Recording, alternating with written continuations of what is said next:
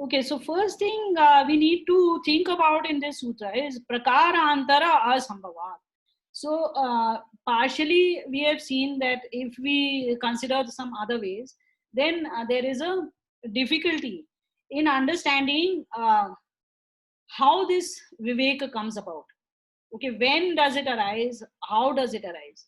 So this is actually the problem here. The biggest problem is the generation of aviveka. Till we can explain that, there is no way that we can talk about its getting over also, about its nasha, about achieving moksha. So here what you should know is that at the time of birth, even let us say we start with a muktatma which has gained viveka, so it has actually gone out of the loop and it is now sitting with viveka. How does it now get back into the cycle? So that is where the leftover karmas of the previous birth, while there were very few left over, as we saw, this person had, his soul had become slowly so pure, and that its later karmas, after it had gained vivek, were all nishkam only. And he did not gain, they would not give him any papa or punya. But the previous ones are not fully exhausted. Pap or punya, the little bit which is left over, is put into abeyance when this person gains mukti. They remain with him, but during the period of mukti, they don't trouble him. So when he comes back, on the basis of that little bit of pap or punya which is left over, he will gain a body. In that body, this aviveka is equal to bandha. What does that mean? Firstly, that body is determined by the amount of papa which is left over. Okay, that will ensure that this person will be born as a sage, will probably be born in as a youth, will not have to undergo the passage through the birth canal of his mother, all the pain which is involved, will just straight away be born with all his full-fledged capabilities and capacities. So that is one aspect of it. The other is this aviveka is the bond between you and the body.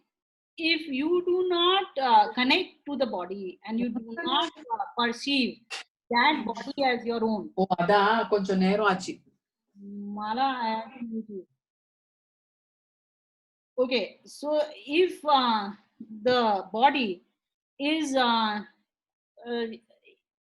the when you get into a body, if you do not connect to it, then it is not your body. It is as simple as that.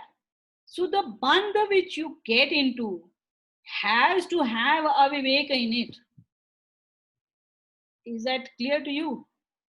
There is no question of a bandha without the feeling that this is my body. Then only I can work with that body.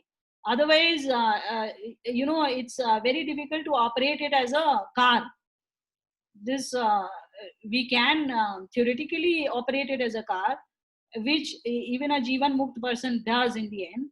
But really speaking, when you are saying that a person has come into a body, what you mean is that this soul is now operating this body. Okay, so that is what is the real big learning here, where because of which he says aviveka eva bandha. There is no karya karana sambandh here. uh, what you mean by bandha is aviveka only. When the person becomes viveki, then that bondage is lost. So if I come back to that calf versus calf and the noose analogy, the calf is always free of the noose, okay, and yet it is bound by the noose.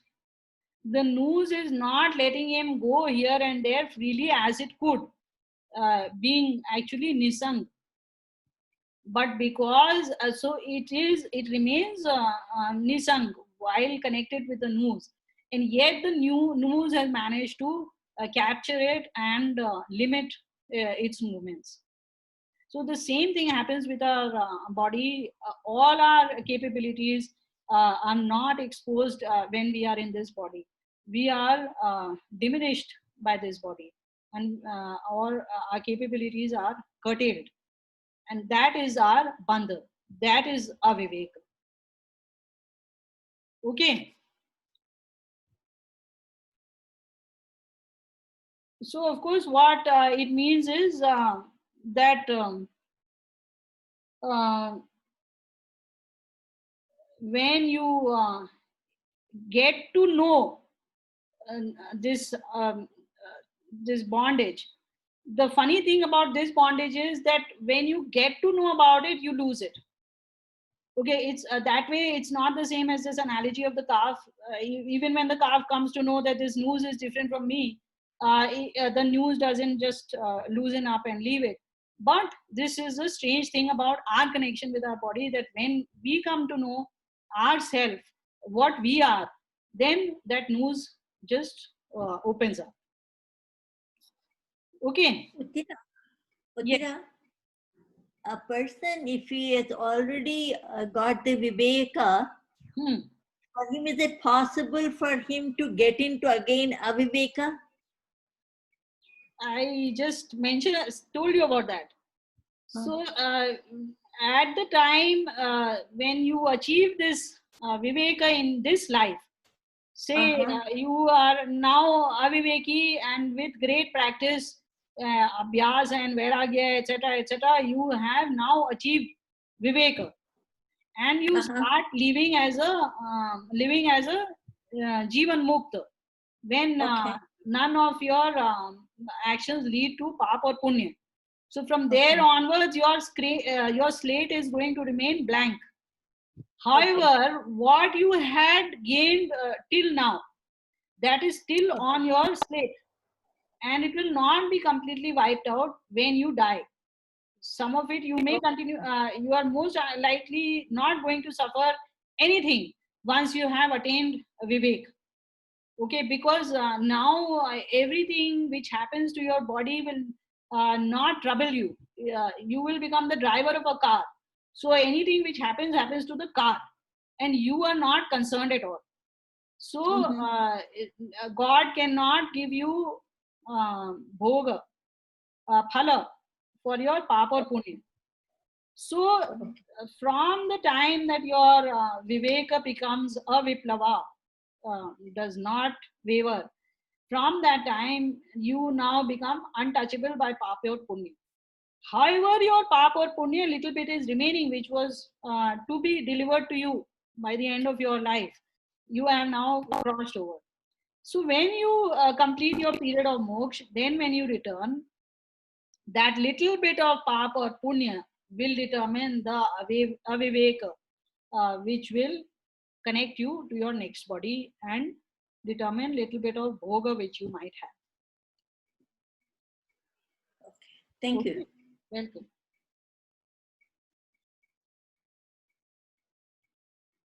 Okay. So let us take the next one. Na muktasya bandhayogo apya anavritti shruteha. So as a corollary to that, he says that for the mukta person, there is no bandha or yoga. Okay. So, sorry, bandha yoga, we should see it as one word, that is connection to a body. He cannot be tied up in the noose. Api anavritti shruteha. Because Shruti says that there is no anavritti. There is no avritti. Avritti means return. So there is no return or no coming back into another body, into another birth. So how? Because the mukt person has become viveki. He has gained vivek. Now that he has gained vivek, there is no bandha. So this is the opposite of what was said over there. Aviveka eva bandha. So viveka eva mukti. So vivek only is mukti. Okay. So once you have gained vivek, there is no return to the body. Here, of course, that caveat applies that when you say no return, it means it is for such a long time, 1000 cycles of creation and dissolution, that it is as good as uh, eternal. However, it is not eternal. There is an end, and the person does come back. Okay, so but for all practical purposes, this is an eternal mukti. Can Yes? I just interrupt for 1 minute? Yeah, sure. So, like the nose that we are talking about the Viveka and Aviveka. Mhm. So, the karma phala probably is what again brings us into the probably what brings us back into the bondage with matter, right? That's the nose we are talking about here. Correct. Yeah. Right. So, according to the again contemplating on what Anit said about the knowledge and whatever we are gaining and slowly improving our karma. So Mhm. I'm thinking because of the refinement, the nose becomes weaker and weaker, or at once only it breaks apart. How does it? No. At once it doesn't break apart. See, even So in it Yoga Darshan we saw, right? It is continuous practice for a right. So extended you period can of say time. it is. So the nose is becoming weaker and weaker and weaker, and it loses its strength. Correct. Right. Correct. Yeah. You Thank can see it in your own life. I mean, now you people have been with me for such a long time. If you are gaining some virakti, you would be seeing in your own life that things are troubling you less. What would have really agitated you, something which didn't happen in your life, which you wanted to happen, it didn't happen. Now you are not so concerned. You say, okay, let it go. It is as it should be. So while some things do continue to trouble us, because of course we have not reached that far on the path, yet we have made that beginning, and our journey has started. And that is why I was telling you that you should not listen to people who deride you and say that what spirituality you are doing this that, because you cannot explain everything like this to anybody. However, you should yourself experience it, and you should note it, and you should be aware of it, that I would not have behaved like this if it was not for what I have been thinking and contemplating upon. Thank you. Welcome. Okay, so na muktasya bandha yogo api anavritti shute. Now apurusharthatva manyatha. So Kapila says that if it was not like this, then it would be apurushartha eva. So if I did not, if mukti was not for a very extended long period of time, and instead you could bring Viveki Mukta person back into bondage, then the whole purpose of putting in so much effort to attain moksha would be useless, would be vyartha. Okay, so he's basically connecting. If you remember, we started off with sukhalabha bhavat purusharthat apurusharthatvam iti chetna dvaya vidya. That if we say that if there is no happiness which is accruing to us uh, because of the efforts we are putting in, then it is no effort at all. So then Kapila had said that no, there are two types of efforts which you put in. One is to gain lokik, bhautik happiness, worldly pleasures, and the other one is to attain moksha. So when we have been promised that there will be this mukti at the end of the horizon of this intense austerities which we are practicing, then at the end of it, if you say that this aviveka can enter us anytime, and mukti is not for a huge long period of time, then why will I do this? Then I will also enjoy the world only. So it would be apurusharth on my side to try and practice uh, for mukti, try and even make an effort towards mukti. Okay, so he connects it back to that verse over there, which is the ninth verse. So all this we have been talking about mukti. We continue a little bit more. Avisheshapatir ubhayoh. So he says, actually, this is a continuation of that sentence, sorry. So he says that both of them will become equal. There would be no difference between a mukt person and a non-mukt person if there was not this huge difference of moksha in between, where you do not return and get stuck in bandha again. Okay, avishesha apattihi ubhayo. Ubhayo means of both. This defect would be there, that they are the same. Both of them are giving finite returns. Actually, this finite returns business is why mukti is also not infinite, because the effort you put in, while it is huge in relation to the effort you put in for any worldly goal, it still is a finite goal. And so it would be unfair for you to receive an infinite reward. So that reward has to be finite. It is a long and huge and big reward, but it is a finite reward, and that is why you come back and take birth again. Okay, moving on to the next one. This is the You started a new moksha karma. yes, actually it is lack of karma. So that is what these people are saying again and again, that there is no karma for moksha. That is why I have been telling you, there is if you think that paropkar is leading you to moksha, that is not correct. Or even dharma leading you to moksha is actually not correct. So if you saw in the yamas and niyamas of yoga darshanam, there was nothing like dharma, puropakar, paropakar, anything like that.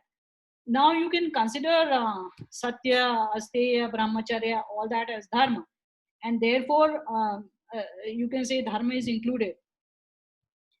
However, these are all actually mental um, austerities. So, for example, yajna is not mentioned at all if you notice in Yoga Darshanam. Yoga Darshanam nowhere says that perform yajnas. Why? Because they're all for worldly sukhas. You are performing this yajna to clean up the environment, all the filth which your body is generating on a daily basis. You are trying to ensure that you clean up that much every day. So both are worldly issues, both are related to your body. So nothing is going back into your soul. This satya, asteya, brahmacharya adi, they make sure that you become sattvic, and this layer of ignorance which is there, you start now decreasing it. So that is the only purpose of those yamas and niyamas which are given. So we have to kind of do two things to have for this life to be fruitful for this world and so on and so forth, dharma. But for moksha, another different set of things we have to do. Yes, exactly. Completely different. So that is why in Kathopanishad we saw that he says that these two paths are like pointing in two separate directions. you can go only so far on the path to moksha while going on this path.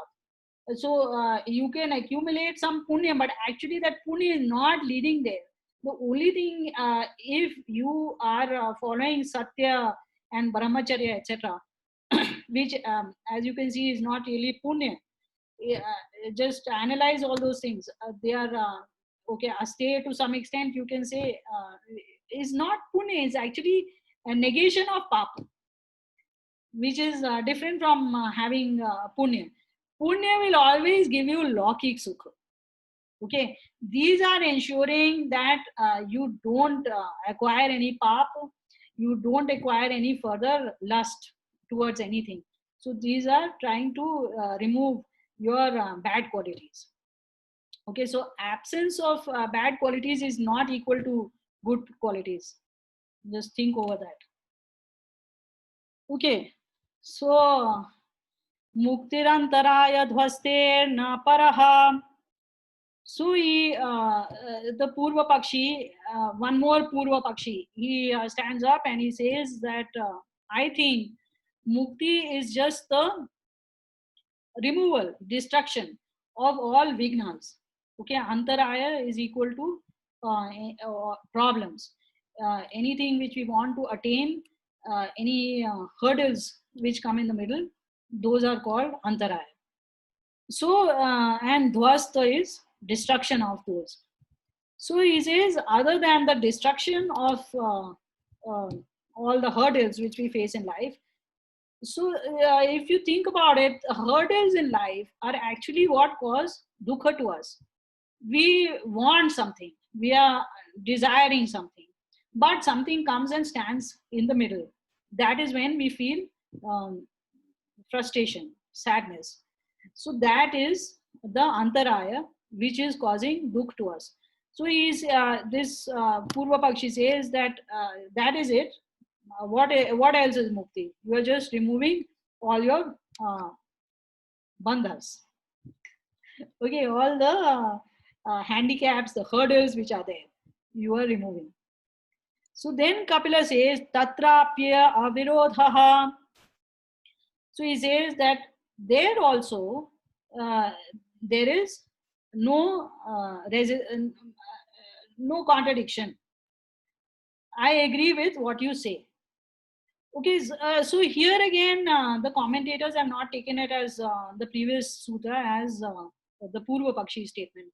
But according to me, this particular 21st sutra is really vindication for what I am saying, that there is a Purva Pakshi and Siddhanta Pakshi dialogue which is going on here. Because never does a sutrakar say that this is what I believe in and then says, yes, there is no contradiction with anything there. Okay, that makes no sense. Even if you are writing a book, you will not make a statement that one should go left and then say that yes, there is no contradiction in going left. Right? I hope you are getting my point. So he tells the other Purva Pakshi, he tells the Purva Pakshi that yes, what you are saying, that mukti is the removal. Kala? Yeah, I got back in. Yeah, right. Okay. Thank you. Yeah, welcome.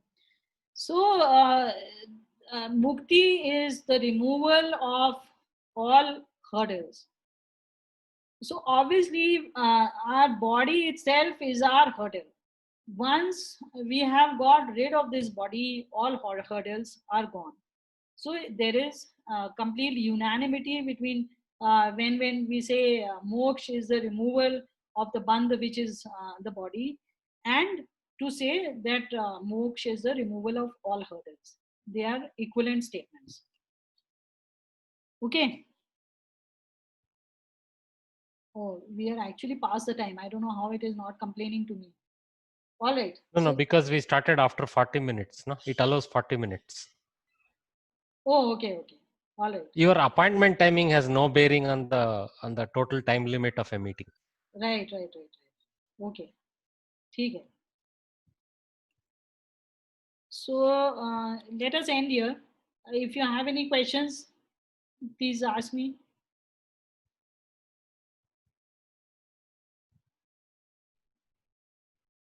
Any questions are there? No? Then we'll say I think our this point prayer. it's clear. Basically, what happens is, Uttaraji, when you actually give the commentary, there is a lot more detail you put in there that might generate some further this thing. But as you explained in the class, this is clear what is so far. Okay, good. Uttara, Yeah. does anybody, ever just snap out of this bondage, or it has to go through this whole? You have to go through the whole thing. Those early rishis whom I told you about, who brought the Vedas down to Earth or whichever planet on which human evolution has happened, and they've come into being, they would be the ones who may become Jivan Mukt by the time they have passed through a bit of life, and then they can exit easily. So the time you take for mukti is dependent on how far away you are. In fact, the next two sutras will cover that. But it will never happen that you have taken birth and you should be, God has given you that birth by mistake and you should actually immediately acquire moksha. Okay. Right? All right. So Okay. one question related to Kala's question is, you, for example, you are doing a lot of svadhyaya because you are interested in collecting this knowledge. But at the same time, what drives you to also share it with us? Because that is not helping you, according to your own philosophy.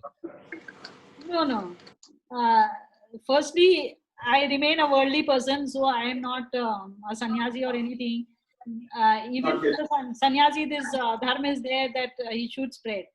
But as a person who is worldly and who has managed to gain something, it is my pleasure and delight to share it with you. And for I have to acquire punya as well, because I am living a worldly life. So till I'm Okay. reading So you are working on both the paths, basically. both the paths, yeah, whatever little I can move, that side is okay. But yeah, once I can see that.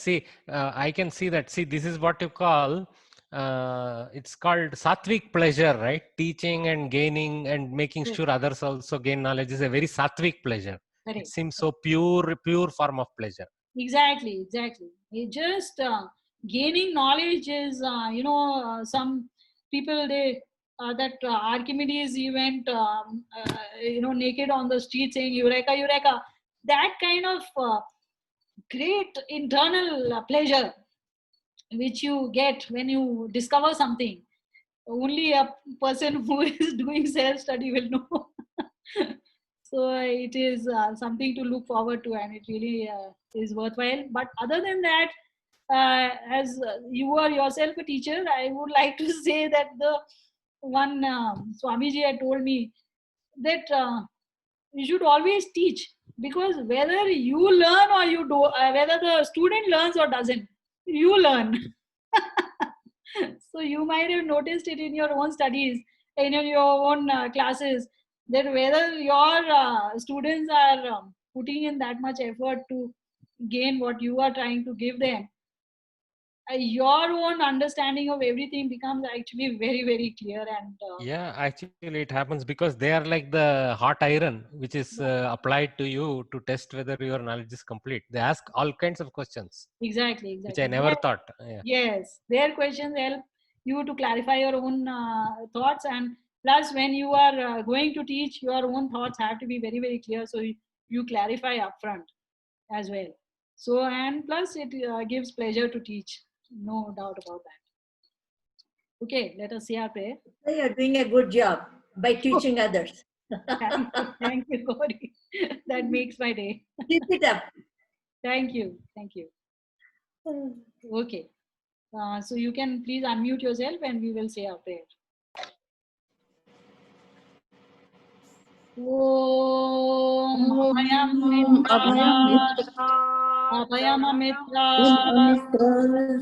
Abhayam Shnada Abhayam Puroya अभयं नक्तं अभयं विवानः सर्वा आशा मम मित्र भवन्तु।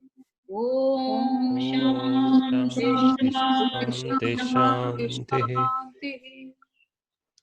धन्यवादः। Dhanyawada. And धन्यवादः। we are so happy we found you, Uttara. Thank you. Yes, thank you, Uttara. Thank you. Thank you. Thank you. Bye. Thank you. Bye. Bye.